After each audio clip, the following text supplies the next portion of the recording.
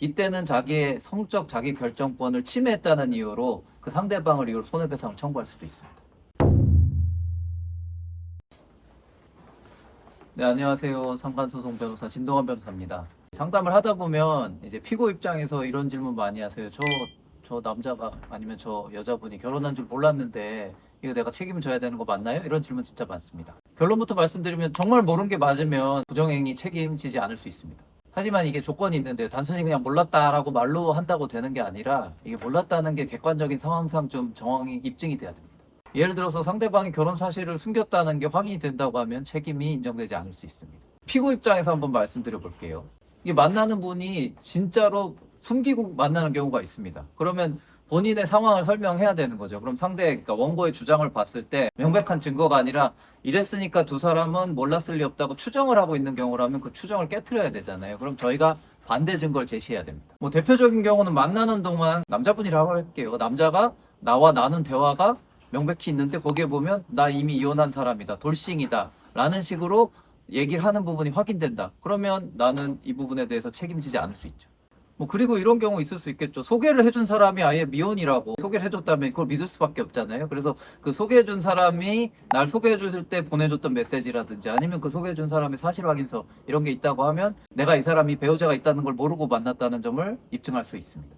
상대가 나를 속인 정황이 말로만 들었지 카톡 같은 게 없을 때가 있어요. 그러면 증거가 없잖아요. 이런 경우라면 예를 들면 같이 친구를 만났는데 친구를 만날 때도 다 미혼으로 속이고 만나서 이 친구들도 미혼으로 알고 있다든지 이런 부분을 친구가 사실 확인을 해줄 수 있다면 이런 부분도 입증하는 데 도움이 될 수 있습니다.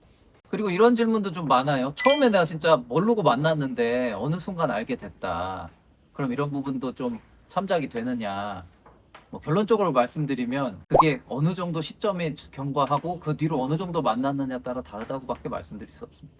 예를 들면 상대가 주장하는 기간이 1년인데 내가 최근에 이제 유부남인 사실을 알았다고 하면 부정행위 기간 자체가 최근부터 지금까지 짧잖아요. 그러니까 그거에 대한 위자료 판단이 될 텐데 아니면 그게 아니라 초기에 알았고 그 뒤로도 이미 계속 이어졌다고 하면 중간에 알았다고 하는 말 자체가 사실상 의미가 없죠. 그러니까 처음에 몰랐다 하더라도 알게 된 순간부터 책임이 발생하고 그 알게 된 순간부터 부정행위로 평가받을 수 있는 기간이 얼마나 길게 될 건가 이게 관건이 될 거다 이렇게 말씀드립니다. 그러면 이런 경우 있을 수 있어요. 이 사람이 그러니까 날 속이고 만났어요. 근데 알고 나서는 바로 관계를 끊었다. 그러면 피고 입장에서 억울하잖아요. 이거 피고라고 표현할 필요도 없겠죠. 그 소송이 들어오지 않을 거니까. 이때는 자기의 성적 자기 결정권을 침해했다는 이유로 그 상대방을 이유로 손해배상을 청구할 수도 있습니다. 나를 속이고 만난 거죠. 유부남인 사실을 알았으면 내가 절대 만나지 않았을 텐데 유부남인 사실을 속이고 나를 만나서 성관계까지 가게 됐다면 그거는 엄청난 피해를 준 거잖아요. 이 부분에 대한 책임을 법적인 용어로 말씀드리면 성적 자기결정권 침해, 침해당한 부분이 있으니까 그에 대한 손해배상 소송을 해서 위자료를 받을 수 있다. 이런 정도도 말씀드리겠습니다. 실제로 진짜 협박을 하시는 분들 있거든요. 네 집에 다 알리겠다. 아니면 사진 같은 거 갖고 있어서 사진을 다 퍼뜨리겠다. 이런 정도가 되면 이거는 그 형법상으로도 범죄가 되기 때문에 그것 때문에 어쩔 수 없이 만남을 이어갔다는 게 확인이 된다고 하면 우리 책임이 부정될 수도 있습니다. 어떤 경우 이럴 때가 있어요. 거의 흉기를 들고 막 자기 했다고 하면서 안 만나주면 진짜 버리겠다 이렇게 협박이죠. 이건 정말 명백한 협박인데 피해를 당했다고 항상 경찰에 신고하는 건 아니잖아요. 그러니까 거기에 좀 끌려갈 수밖에 없었던 그런 사정이 명확하게 확인되면 본인 책임이 부정될 수도 있습니다. 근데 두 분은 성인이기 때문에 성인 간의 관계에서 내가 완전히 저쪽의 의사에 지배되는 일은 거의 없거든요. 그건 이미 범죄죠. 범죄가 되지 않는 선이라고 하면 책임은 있을 수밖에 없다.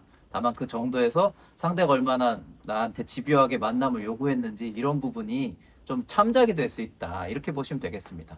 내가 이렇게 거절했는데 저쪽이 계속 나를 만나자고 해서 어쩔 수 없이 만났어요. 그러니까 나는 책임 없는 거 아닌가요? 라는 건 통하지 않는다라고 말씀드리고요. 다만 위자료 액수를 계산할 때 그 부분에 좀 참작이 될 수 있다. 이렇게 알아주시면 좋겠습니다.